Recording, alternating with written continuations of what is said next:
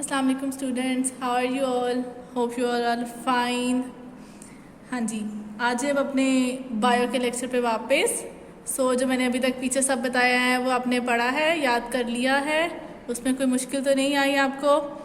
अभी तक हमने इंट्रोडक्शन पढ़ लिया गैसियस एक्सचेंज का, फिर हमने पढ़ा कि गैसियस एक्सचेंज प्लांट्स में कैसे हो रही है, फिर हमने पढ़ा एनिमल्स में कैसे हो रही है, फिर हमने एनिमल्स में थोड़ी डिटेल में पढ़ी कि वो कहाँ हो रही है, तो वो लंग्स में हो रही है, फिर लंग्स में वो किस तरह से हो रही है, हमने वो मैकेनिज़्म पढ़ा। अब हम लोग पढ़ने लगे हैं हमारे इस चैप्टर का लास्ट टॉपिक, जिसका नाम है रेस्पिरेटरी डिसऑर्डर्स। यानी ह्यूमन बींग के अंदर अगर गैसियस एक्सचेंज में कोई मसला आ रहा होता है तो वो किन किन वजूहात की वजह से वो मसला आता है, और वो उस मसले का क्या नाम है, उसके सिम्टम्स क्या है, उसका क्योर क्या है, प्रिवेंशन क्या है। अब हम लोग उसको डिस्कस करने लगे हैं। Respiratory disorders. There are a number of respiratory disorders which affect people. The percentage of such disorders is particularly higher in Pakistan. It is due to the more concentration of air pollutants, not only in the urban but also in the rural atmosphere. Some of the important respiratory disorders are described next. यहाँ पे इस topic में उन्होंने इस paragraph में पूरे में ये बात किया है कि पाकिस्तान में कह लो या हमारे इधर कंट्रीज़ जो से है, यहाँ पे रेस्पिरेटरी डिसऑर्डर्स बहुत ज़्यादा हैं। वो क्यों हैं? क्योंकि हमारी इन्वायरमेंट में पोल्यूशन बहुत ज़्यादा हो गई है। ठीक है, पोल्यूशन की ज़्यादा होने की वजह से रेस्पिरेटरी डिसऑर्डर्स यानी कि रेस्पिरेटरी से रिलेटेड जो आपके डिसऑर्डर्स हैं, आपके सांस से रिलेटेड जो डिसऑर्डर्स हैं वो ज़्यादा हो रहे हैं। अब पहले डिसऑर्डर का नाम है bronchitis. Bronchitis is the inflammation of the bronchi और ब्रोंकियोल. अगर आप नेम देखो तो नेम से ही इंडिकेशन हो रही है ब्रोंकाइटिस, यानी कि ब्रोंकाई में या ब्रोंकियोल में ही कहीं ना कहीं कुछ मसला होगा. यहाँ मसला ये है कि आपकी ब्रोंकाई या ब्रोंकियोल्स में जलन रहती है. ठीक है, इन्फ्लेमेशन मतलब जलना, जलन होना. ये क्यों अब है? It results in excessive secretion of mucus into the tubes, leading to the swelling of tubular walls and narrowing of tubes. It is caused by virus, bacteria or exposure to chemical irritants. मैंने आपको पहले भी बताया था, जो लोग ज़्यादातर अपने मुंह से माउथ से सांस लेते हैं उनके जोन सा गैसेस है उनके साथ जर्म्स की या डस्ट पार्टिकल्स का अंदर जाना पॉसिबल है. ठीक है, तब हमारे इस की ट्रैकिया की ट्यूब के अंदर से ब्रोंकाई तक हमारे वायरसेस या बैक्टीरियाज या फिर केमिकल इरिटेंट, यानी कि जो ऐसे केमिकल्स जो कि हमारी उस ट्रैकिया ट्यूब को या ब्रोंकाई ब्रोंकियोल्स जो सी ट्यूब है इसको डैमेज कर देते हैं. ठीक है, वो वहाँ तक पहुँच जाते हैं. अब जो वो वहाँ पहुँचते हैं तो वो जाके हमारी इसकी वॉल के साथ स्टिक कर जाते हैं. जब इसकी वॉल के साथ हमारी ट्यूब्स यानी ब्रोंकाई और ब्रोंकियोल्स की ट्यूब के साथ स्टिक करते हैं तो वो ट्यूब उसको अपने पर से हटाने के लिए म्यूकस को सिक्रीट करती है. म्यूकस सिक्रीशन की वजह से क्या होता है कि वो ज़्यादा काम कर रही होती है. एक होता है थोड़ा म्यूकस का बनना, पर वो वायरस या बैक्टीरिया की वजह से म्यूकस ज़्यादा बना रही होती है.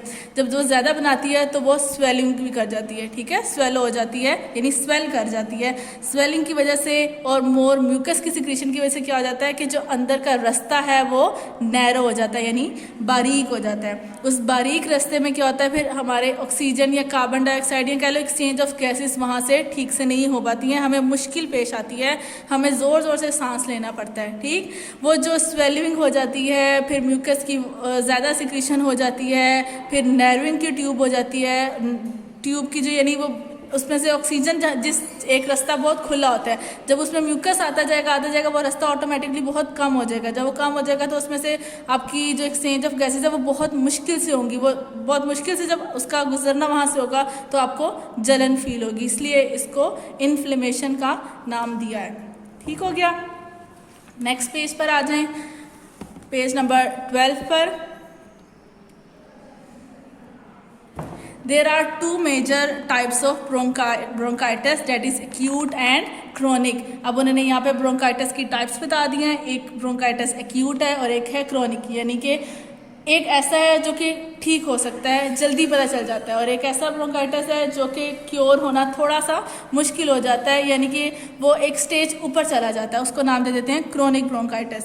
The acute bronchitis usually last about 2 weeks and patient recover with no permanent damage to bronchi और ब्रोंकियोल्स। एक्यूट ब्रोंकाइटिस में क्या होता है, वो आपका 2 to 3 वीक्स तक रहता है और फिर पेशेंट इजीली रिकवर कर जाता है, उसका लंग्स में या ब्रोंकाई ब्रोंकियोल्स में कहीं पे भी कोई डैमेज नहीं आता।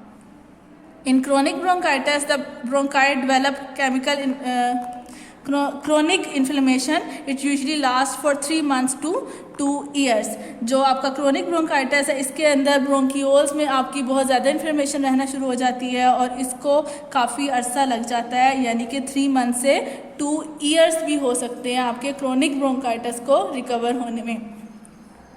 Symptoms of bronchitis it includes cough, यानी कि आपके खांसी का आना, माइल्ड वीजिंग, आपके सांस के साथ हल्की सी आवाज़ का आना, फीवर बुखार रहना, chills and shortness of breath. Chills यानी कपकपी सी आ जाना, आपको ब्रेथ लेने में थोड़ी सी मुश्किल होना, ठीक है, यानी सांस लेना थोड़ा सा मुश्किल हो जाता है।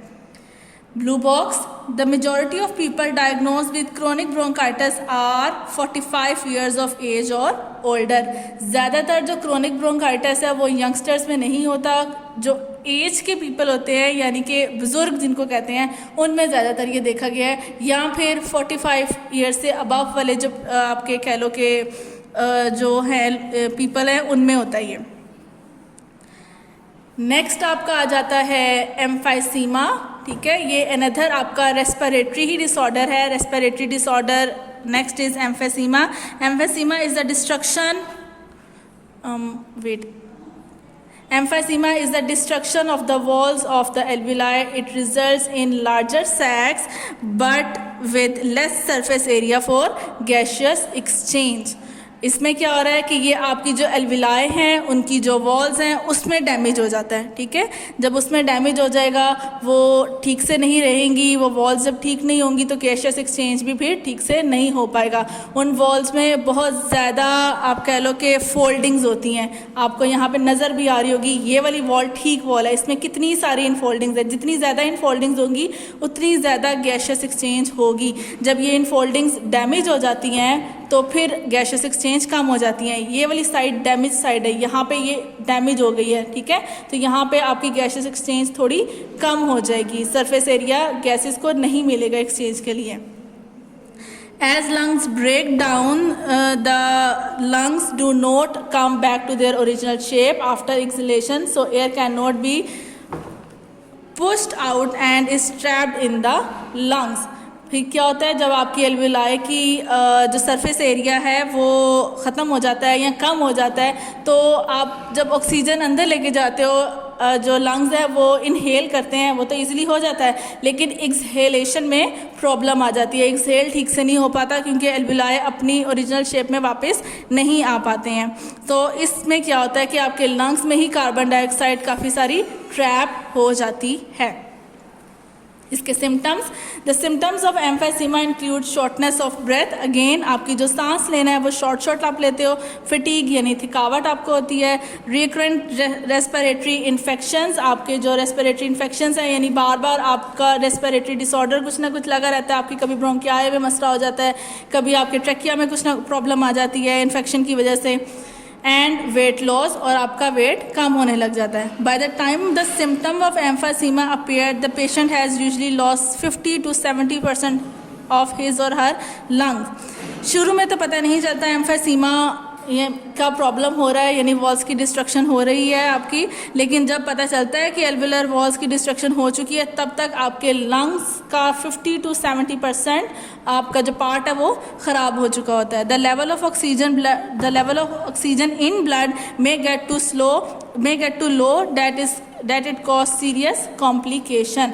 अब जाहिर है जब आपके ब्लड के अंदर ऑक्सीजन ठीक से जाएगी नहीं और कार्बन डाइऑक्साइड ज़्यादा रहेगी तो वो फिर आगे फर्दर कॉम्प्लिकेशंस पैदा कर सकती हैं आपकी बॉडी में। आपकी पूरी बॉडी को एनर्जी चाहिए होती है, बॉडी के हर सेल को एनर्जी चाहिए। जब ऑक्सीजन ही नहीं वहाँ जाएगी तो फूड ब्रोकन डाउन नहीं होगा और एटीपी प्रोड्यूस नहीं होगी, तो बहुत सारे और आपकी बॉडी के फंक्शंस हैं जो फिर काम नहीं करेंगे। नेक्स्ट आ जाए आपका निमोनिया। निमोनिया तो मोस्टली हर बच्चे को ही पता होगा वो क्या होता है। Pneumonia is an infection of lungs, यानी ये भी आपके लंग्स का इन्फेक्शन होता है। हर दूसरे बच्चे को या हर दूसरे बंदे को सुना जी इसको निमोनिया हो गया था, इसको निमोनिया हो गया था, तो ये वो वाला ही निमोनिया है, ठीक है। यानी लंग्स में आपके इन्फेक्शन हो जाता है। और ये किस वजह से होता है? ये हमारे वायरल या आप कह लो कि बैक्टीरियल इन्फेक्शन है, उनकी बैक्टीरिया या वायरस की वजह से हो जाता है।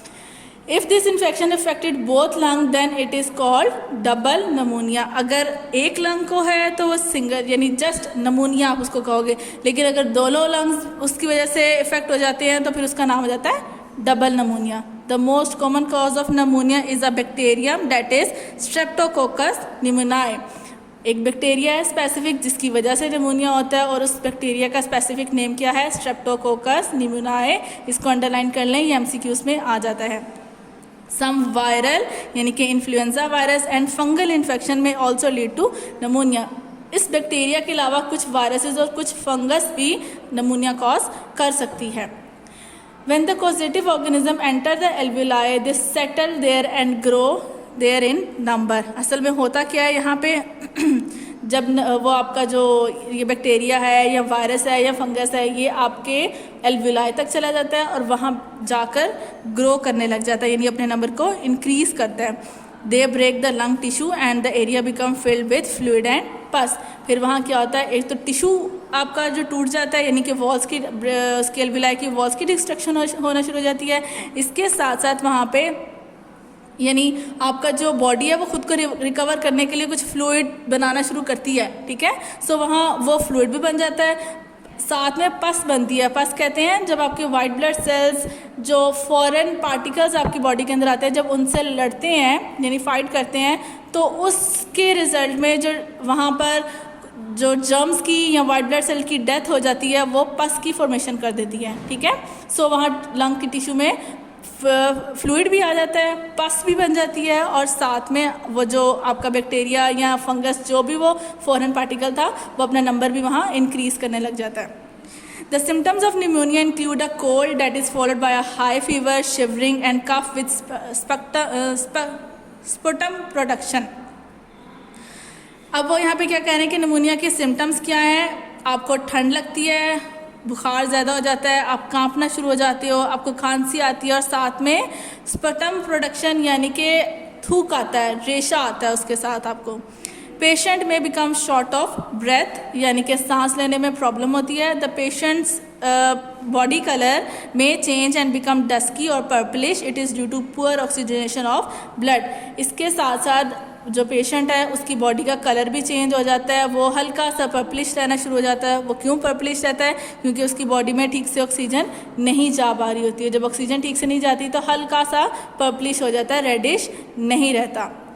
Vaccines are available to prevent pneumonia caused by streptococcus pneumoniae. Antibiotics are used in the treatment of this type of pneumonia. हम लोगों ने वैक्सीन बना ली है इस निमोनिया की, सो वैक्सीन दी जाती है, उसके साथ साथ एंटीबायोटिक्स भी दी जाती हैं। Blue box, prior to the discovery of antibiotics 1/3 of pneumonia patients died with this infection. यानी जब हमने वैक्सीन डिस्कवर नहीं की थी या फिर एंटीबायोटिक कह लें वो डिस्कवर नहीं हुई थी, तो उससे पहले 1/3 पेशेंट निमोनिया से जो भी पेशेंट आते थे उनमें से जो 1/3 थे वो उनकी डेथ हो जाती थी। Next page, page number 13, asthma.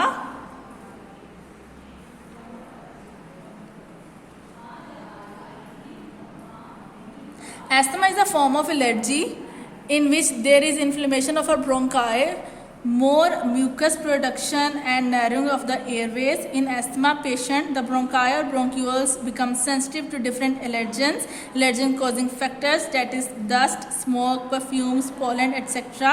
When exposed to any of such allergens, the sensitive airways show immediate and excessive response of constriction. In this condition, the patient feels difficulty in breathing. इसमें क्या हो रहा है कि आपकी जो body है वो एलर्जन हो जाती है, यानी कि आपकी बॉडी को किसी डस्ट पार्टिकल से या किसी भी चीज़ से एलर्जी रहना शुरू हो जाती है। आपके रेस्पिरेटरी जो जितने भी पैसेज वे है, यानी कि आपका ट्रैकिया है, ब्रोंकाई है, ब्रोंकियोल्स है, एल्वियोलर डक्ट है, वहाँ पर आपको जब वो फॉरेन पार्टिकल जाएगा यानी एलर्जन जाएगा, एलर्जन कुछ भी हो सकता है, डस्ट पार्टिकल भी हो सकता है, आपके स्मोक भी हो सकता है, किसी को परफ्यूम से एलर्जी हो जाती है, किसी को पोलन ग्रेन से, यानी पोलिनेशन का जब फ्लावरिंग सीजन होता है तब उनसे एलर्जन हो जाती है। जैसे ही ये वाले फॉरेन पार्टिकल्स हमारी बॉडी के अंदर जाते हैं, एयर पैसेजवे में जाते हैं, तो वहाँ जाकर इन्फ्लेमेशन कॉज करते हैं, उसकी वजह से फिर म्यूकस की प्रोडक्शन होती है, ऑटोमेटिकली फिर आपका वो जो पैसेजवे है वो नैरो हो जाता है और फिर आपको डिफ़िकल्टी होती है सांस लेने में। So, in this way condition the patient feel difficulty in breathing हो गया। Next, the symptom of asthma vary from person to person. The major symptoms include shortness of breath, especially with exertion at night, wheezing, whistling sound when breathing out, cough and chest tightness। ऐसे patient के symptoms क्या आते हैं? एक तो ये कि उन पर्सनस को सांस लेने में मुश्किल हो जाती है, स्पेशली रात में, फिर वीजिंग साउंड यानी कि सांस के साथ आवाज़ें आती हैं, और फिर उनको सांस की खांसी की प्रॉब्लम रहती है, और इसके अलावा चेस्ट में दर्द रहती है। ठीक है। The chemicals with ability to dilate the bronchi और bronchioles are used in the treatment of asthma. Such medicine is given in the form of inhaler. इसको ठीक करने के लिए हम लोगों ने कुछ केमिकल्स देखे हैं, वो ट्रीटमेंट किया है उससे और लोग ठीक हो जाते हैं, और वो ऐसे जो केमिकल्स हैं उनको हम लोगों को देते हैं इनहेलर्स की फॉर्म में। आप लोगों ने देखा होगा बहुत सारे लोगों के पास होते हैं, और डॉक्टर्स ये कहते हैं कि इसको हर वक्त अपने पास रखें क्योंकि कभी भी आपको इस चीज़ की ज़रूरत पड़ सकती है। सो ये तो थे आपके सारे कह लें कि respiratory disorder. Major respiratory disorder जो है वो है लंग कैंसर, वो हम लोग कल पढ़ेंगे, नेक्स्ट अपने लेक्चर में पढ़ेंगे। अभी तक का ये जितना था ये सब अब लॉन्ग है, हर एक के ऊपर नोट आता है, राइट अ शॉर्ट नोट, तो आपको ये सारे याद करने हैं, स्किप कोई भी नहीं करना।